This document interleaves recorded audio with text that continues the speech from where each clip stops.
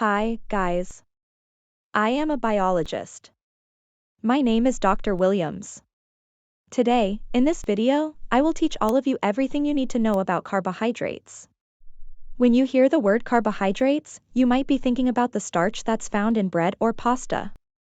But, as a biologist, I think about sugar. This is because sugar is the building block upon which a majority of carbohydrates are made. Could you explain carbohydrates a little more for our listeners? Yes, of course. It is important to know that aside from carbohydrates providing energy for us, they also provide structure. The cellulose that's found in things like plants is going to be a polysaccharide. Also, the chitin that can be found in the exoskeleton of an insect can be a carbohydrate. Same thing with the building block of fungi. Us biologists call these sugars saccharides. If we have just one of these sugar molecules, we call it a monosaccharide. An example of this could be glucose, and if we have two of them together we call that a disaccharide. Examples of disaccharides are table sugar and sucrose. Sucrose is actually just one glucose molecule and one fructose molecule. If we have around 3 to 10 sugar molecules, then we call that an oligosaccharide. Lastly, if we have a whole bunch of sugar molecules attached together, we call that a polysaccharide. An example of this would be glycogen. I think it is important to understand the empirical formula of carbohydrates and how they are made. Us biologists note that the empirical formula for all carbohydrates is going to be the same. In other words, we have a ratio of 1 to 2 to 1 in the amounts of carbon, hydrogen, and oxygen. Basically, we have twice as much hydrogen as we do carbon and oxygen. Can you now see why they are called carbohydrates? Can you explain more? I want to understand what monosaccharides are. Of course. I want to make sure that everyone understands. Let us take a deeper look at monosaccharides real quick. If we look at a simple monosaccharide, it's going to have 6 carbon, 12 hydrogen, and 6 oxygen. So, the simplest sugar upon which life is built is called glucose. Glucose has 6 carbons, as we can see in this image. These carbons are going to be at the junction points on this ring in an aqueous solution or in water. You can also see that there's going to be a lot of oxygen, so we have all these hydroxyl groups around the outside, and that makes sugars readily dissolvable in water. Glucose is used in cellular respiration, and it is produced by plants during photosynthesis. We are going to see that a lot of different sugars are built upon glucose. There are several other monosaccharides that we encounter a lot as well. One of these is going to be fructose. It is a 5-sided sugar that is a little sweeter than glucose. I like when things are really sweet. It is usually found in fruit or high fructose corn syrup. Another common one is galactose. Sadly for me, it is not as sweet as glucose. All 3 of these monosaccharides are actually flowing through our blood right now. For example, when you eat pasta, our body breaks it down into monosaccharides, and then it can move through the blood and into cells inside our bodies. I think it is time for me to explain more to you guys what disaccharides are. Disaccharides are 2 sugar molecules attached together. For example, the table sugar that is found in sugar cubes is going to be a sucrose. It is basically just a glucose molecule attached to a fructose molecule. When it enters our bodies, we have an enzyme called sucrase that has to break down this disaccharide into monosaccharides before our bodies can actually use it. Another example of disaccharides is actually the sugar in milk. Everyone has heard of lactose before.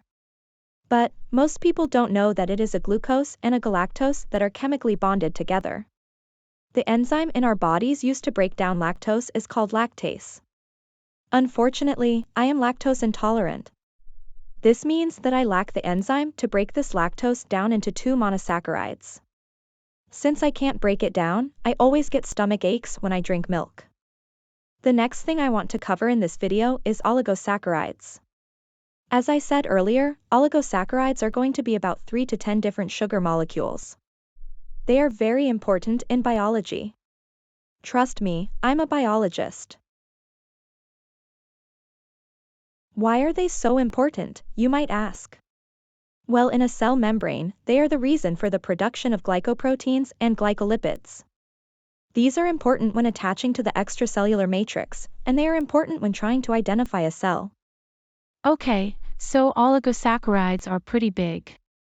Are the polysaccharides you mentioned earlier even bigger? Yes. They are huge. Let me explain how they work. A good example of polysaccharides would be starch. When we look at starch, we see that there are going to be hundreds of these glucose molecules attached together over and over again. We see this starch in things like potatoes. Polysaccharides are very important, especially in plants. Plants store energy in these starch molecules so they can use it by chopping it down into individual monosaccharides. Can we do that too? You bet. Our bodies have glycogen, which is essentially a giant macromolecule that has thousands of glucose molecules that are chemically bonded together. It is almost monstrous looking with all these individual glucose molecules that we are going to store in the liver. If you are eating a bunch of carbs, what you are really doing is just eating a bunch of starch that your body is breaking down into monosaccharides, and then your body reattaches them again and stores them in your liver as glycogen. We can eventually use what our livers are storing when we need it. When we do need it, we can chop up those monosaccharides and use them in the cell. Carbohydrates also help with structure. In plants, cellulose makes up that structure. As you can see, there are a bunch of sugar molecules attached over and over again. But we are going to have these hydrogen bonds that cross-bond between the different polysaccharides. These bonds can make the structure extremely durable. For example, if you tried to eat wood, your body would not have the enzymes to break it down inside your gut. If we want to break down cellulose, we have to get microscopic help. So how do we break this stuff down? Well, there are two processes, hydrolysis and dehydration. Since it's a polymer, we can use hydrolysis. Hydrolysis is simply breaking the sugars. To help explain, I am showing you a lactose molecule. From earlier, we already know that lactose is a disaccharide. What we do is we add a water, and when we add a water we can break this bond, making two monosaccharides. A dehydration reaction is pretty much the opposite. When we have two monosaccharides, and we go in the other direction, we are actually making lactose. We are taking the two monosaccharides, we are losing a water molecule, and then we are making a covalent bond between them. Now you should understand that we can make them smaller, and we can eventually break them down in respiration. Evolutionarily, sugars are very important. We love sugars so much because it is usually an indicator of fruit, and fruit has a lot of vitamins that our bodies need. Sadly, we have started to put sugar in everything. We are enzymatically breaking down corn to make this fructose. It is a really sweet sugar, and too much of it can be bad for your health. Sugar is good, and we need it for energy, but make sure not to have too much. Thanks for watching. I hope this video was helpful. Make sure to like and subscribe.